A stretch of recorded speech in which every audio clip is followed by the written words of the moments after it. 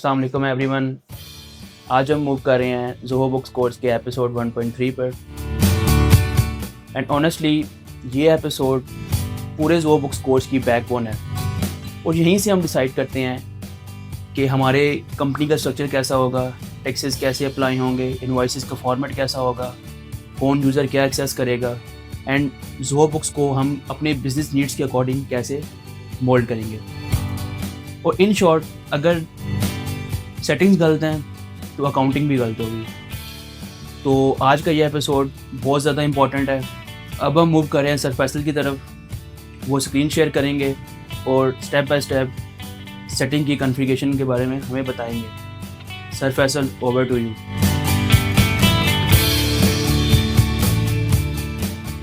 अस्सलाम वालेकुम। Zoho books course के थर्ड सेशन में मैं आप सबको वेलकम करता हूँ। आज का सेशन और इससे अगले 2-3 सेशंस हम सेटिंग्स पर करने जा रहे हैं। सेटिंग्स इसलिए भी इम्पॉर्टेंट है, जैसे कि फसी ने बताया कि आपने अगर अपनी ऑर्गेनाइजेशन को अकाउंटिंग के लिए प्रिपेयर करना है कि आप अपनी बुक्स में अकाउंटिंग ट्रांज़ैक्शंस को रिकॉर्ड करें और उसके बाद रिपोर्ट्स को जनरेट करें, तो ये सारा काम करने के लिए आपको पहले सेटिंग्स कॉन्फ़िगर करनी है। यानी कि अपनी बुक्स को रेडी करने के लिए कि आप काम कर सकें उसके ऊपर, उसके लिए ज़रूरी है कि हम सेटिंग्स की कॉन्फ़िगरेशन सबसे पहले कर लें। चलते हैं, मैं आपको स्क्रीन की तरफ लेके चलता हूँ और यहाँ पर आप सेटिंग्स को एक्सेस करेंगे। इसमें एक चीज़ मैं आपको याद करवा दूँ कि लास्ट सेशन में हमने इंटरफ़ेस टूर किया और वो इसीलिए इम्पोर्टेंट था कि आप किस फ़ंक्शन को, किस मॉड्यूल को और किस एरिया को आप एक्सेस करना चाह रहे हैं, वो कहाँ पर आपको मिलेगा।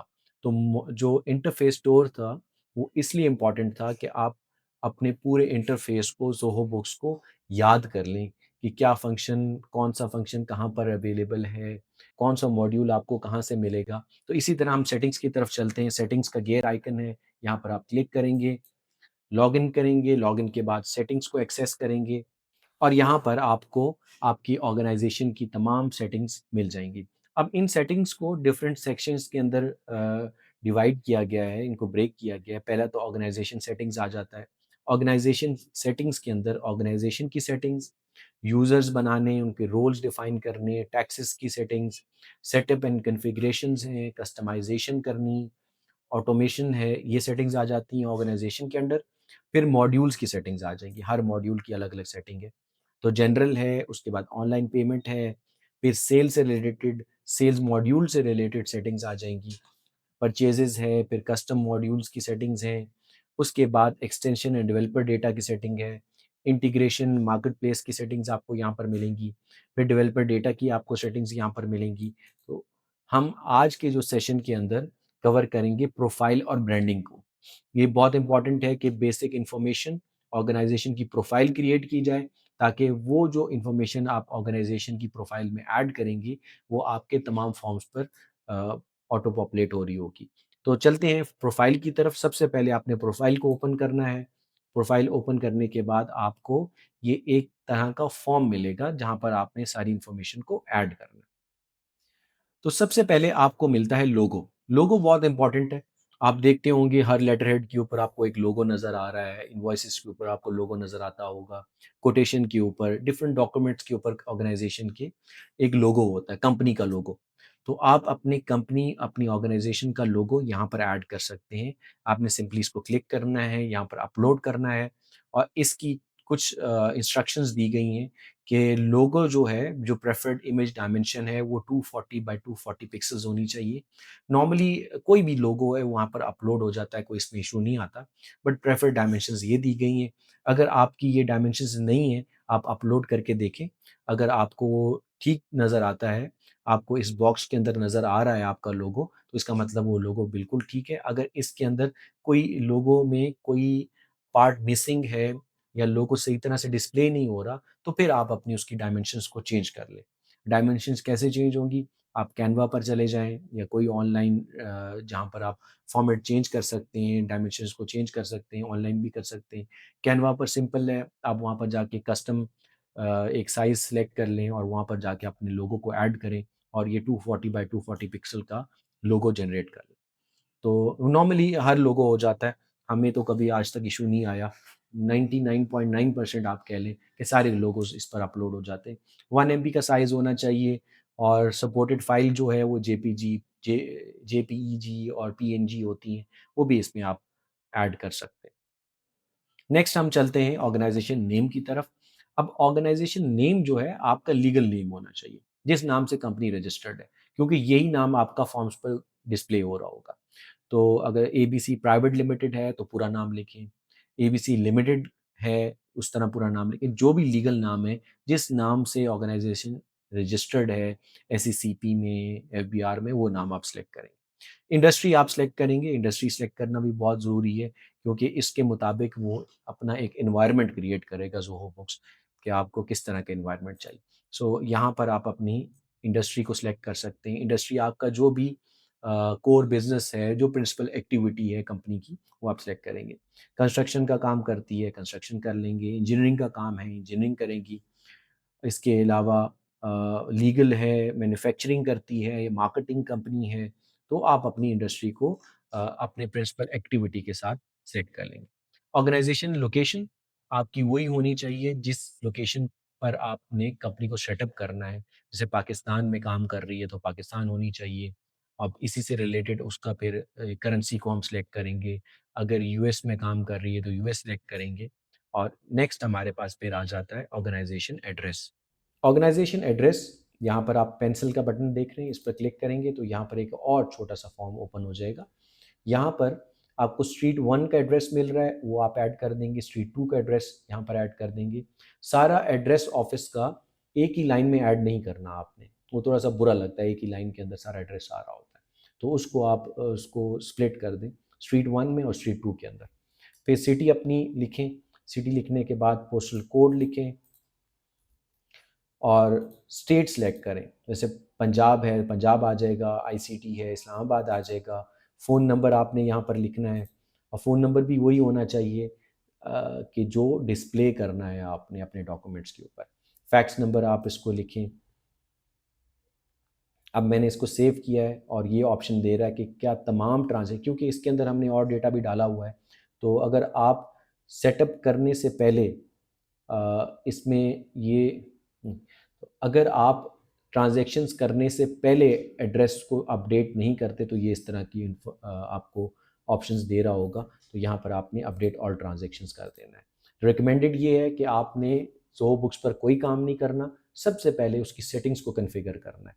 सेटिंग्स में अब ये एड्रेस ऐड हो गया। एड्रेस ऐड होने के बाद वेबसाइट यूआरएल आ गया और यहाँ पर एक ऑप्शन आ रहा है ऑर्गेनाइजेशन एड्रेस फॉर्मेट। अब इस एड्रेस फॉर्मेट को हम सेटिंग्स के एंड में देखेंगे, जब प्रोफाइल हम पूरी डेवलप कर लेंगे, फिर हम देखेंगे कि इसको एड्रेस का फॉर्मेट कैसे करना है हमने। यहाँ पर एक और ऑप्शन आ रही है पे स्टब्स की। अब हम पेरोल यूज़ नहीं करते तो इसलिए ये जो ऑप्शन है ये हम पर एप्लीकेबल नहीं है, इसको आप रहने देंगे। नेक्स्ट प्राइमरी कॉन्टैक्ट है। प्राइमरी कॉन्टैक्ट के अंदर आपका वही ईमेल शो हो रहा है जिस ईमेल से आपने ज़ोहो बुक्स को साइन अप किया था। अब यहाँ पर आपको कलीम एट मैकरैम कंसल्टेंट शो हो रहा है, आपके पास अपना ईमेल आ रहा होगा। अगर आप इस ईमेल को चेंज करना चाहते हैं तो आप यहाँ सेटिंग्स पर जाके इसको चेंज भी कर सकते हैं, नया ईमेल एड्रेस भी डाल सकते हैं। और इसके साथ एक और चीज़ आपको यहाँ पर ये वार्निंग मिल रही है कि आप इस ईमेल को ऑथेंटिकेट करें, यानी कि अपनी डोमेन को ऑथेंटिकेट करें। जो मैकरैम कंसल्टेंट जिस तरह आ रहा है, ये ऑथेंटिकेशन इसलिए ज़रूरी होती है कि जब भी इस ईमेल से किसी और को ईमेल जाएगा तो वो स्पैम में लैंड कर देगा, वो मेन इनबॉक्स में नहीं जाएगा, क्योंकि आपकी डोमेन जो है वो ज़ोहो के साथ ऑथेंटिकेट नहीं हुई। और ऑथेंटिकेशन का तरीका क्या है, यहाँ पर हम ऑथेंटिकेट पर नाउ पर क्लिक करेंगे और ये एक इंफॉर्मेशन आपके पास आ जाएगी विद इंस्ट्रक्शंस। अब ये काम अकाउंटेंट का नहीं है, आपने नहीं करना। आपने ये इंस्ट्रक्शंस अपने आईटी गाय को देनी है। आईटी आपका डिपार्टमेंट है उनको देनी है, या उनको देनी है जो आपकी डोमेन को मैनेज कर रहे हैं, जो आपकी वेबसाइट होस्टिंग को मैनेज कर रहे हैं, जो वेबसाइट को मैनेज करते हैं सिंपल अल्फाज में। उनको आपने इंफॉर्मेशन दे देनी है, वो इसको खुद ऐड कर देंगे और ये जब ऐड कर देंगे तो आपकी जो डोमेन है वो वैलिडेट हो जाएगी। अब जब भी आप ईमेल करेंगे तो आपकी ईमेल स्पैम में लैंड नहीं करेगी, वो डायरेक्ट इनबॉक्स में जाएगी। तो आप अगर प्राइमरी कॉन्टैक्ट को चेंज करना चाहते हैं तो यहाँ पर क्लिक करेंगे। क्लिक करने के बाद लीव एंड डिस्कार्ड चेंजेस पर जाकर हम यहाँ पर न्यू सेंडर पर जाएंगे। तो यहाँ पर आप न्यू सेंडर में नया नाम और ईमेल एड्रेस लिखकर उसको सेव कर लेंगे और एक और सेंडर आप बना लेंगे जिससे ईमेल जाएगी। तो हम वापस चलते हैं प्रोफाइल पर। प्रोफाइल में हमने तमाम एड्रेस डाल दिया, ईमेल वगैरह सेलेक्ट कर ली। अब ईमेल सेलेक्ट करने के बाद एक और इन्फॉर्मेशन हमारे पास कुछ फील्ड्स आ गई हैं, उनको देख लेते हैं। सबसे पहले आ रही है बेस करेंसी। बेस करेंसी के लिए एक बहुत इम्पॉर्टेंट पॉइंट है कि जब भी आपने बेस करेंसी सेलेक्ट करनी है बहुत ध्यान से करनी है, क्योंकि एक बार मर्तबा आप अगर आपने बेस करेंसी को सिलेक्ट कर लिया तो ये चेंज नहीं हो सकती। आप बेस करेंसी सेलेक्ट करेंगे, उसके बाद ट्रांजैक्शन रिकॉर्ड करेंगे, तो तब तक जब तक ये ट्रांजैक्शंस वहाँ पर आपके सिस्टम पर हैं तो बेस करेंसी को चेंज नहीं किया जा सकता। तो जो भी रिपोर्टिंग करेंसी है आपकी जिसमें आप काम कर रहे हैं उसको आपने सेलेक्ट कर लेना है। नॉर्मली पाकिस्तान में हम पीकेआर यूज़ करते हैं तो पीकेआर हम सेलेक्ट कर लेंगे। अगर कोई यूएई के अंदर काम कर रहा है तो एईडी सेलेक्ट कर लेगा, यूएस के लिए यूएसडी सेलेक्ट कर लेगा। तो बेसिकली आपकी जो तमाम तमाम ट्रांजैक्शंस जो रिकॉर्ड हो रही हैं वो पीकेआर में रिकॉर्ड होंगी। तो बेस करेंसी का मतलब ये है।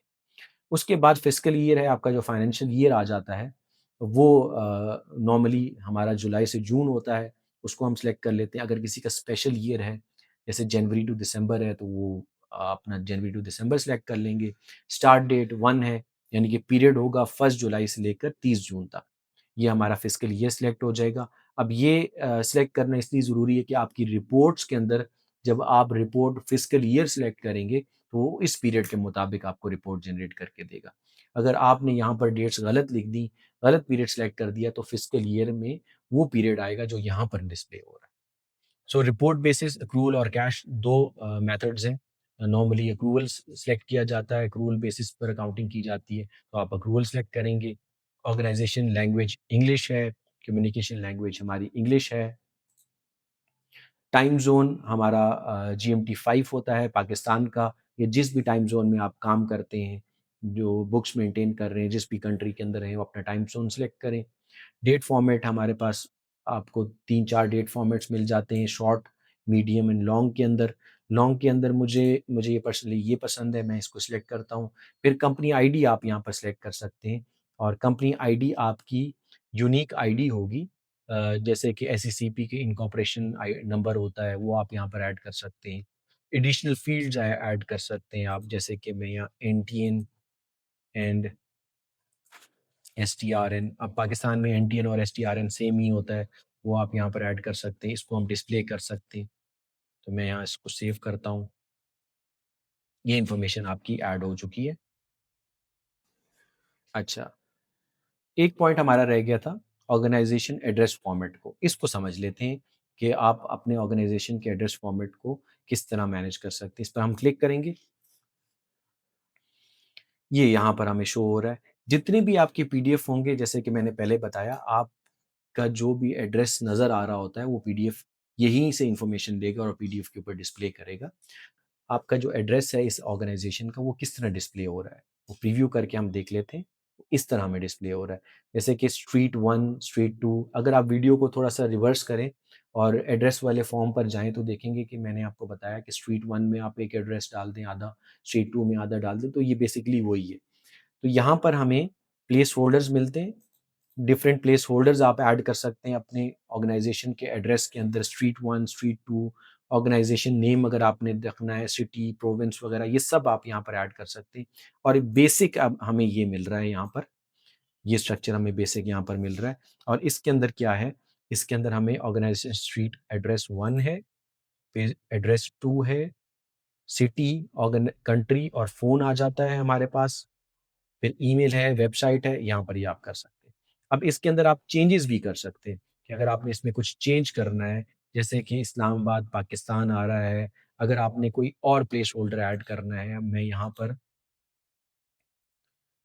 एनटीएन एंड एसटीआरएन का ऐड करना चाह रहा हूँ, वो आप देख लें। देखिए एनटीएन एंड एसटीआरएन आ गया। अब एक और हमने उसमें एनटीएन एसटीआरएन का नंबर लिखा था, वो आ जाएगा। अब यहाँ पर ये आप देख सकते हैं कि एनटीएन एंड एसटीआरएन ये आपका आ रहा है।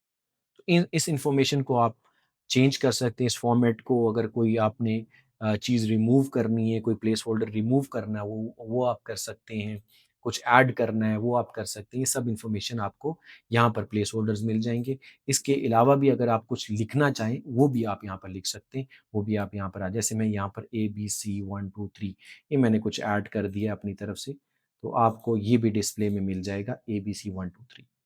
सो ये आपका एड्रेस फॉर्मेट है, यही आपको पीडीएफ के ऊपर डिस्प्ले होगा।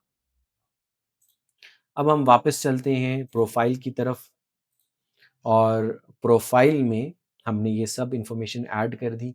आपने ये चीज़ याद रखनी है कि जो इन्फॉर्मेशन आपने यहाँ पर दी है, वो ही इन्फॉर्मेशन फेच हो रही होगी और ऑटो पॉपुलेट हो रही होगी आपके फॉर्म्स के ऊपर। नेक्स्ट हमारे पास एक और ब्रांडिंग का ऑप्शन है। ब्रांडिंग के अंदर हमने लोगो डिफ़ाइन कर दिया है, अपना लोगो आपका ऐड हो चुका है।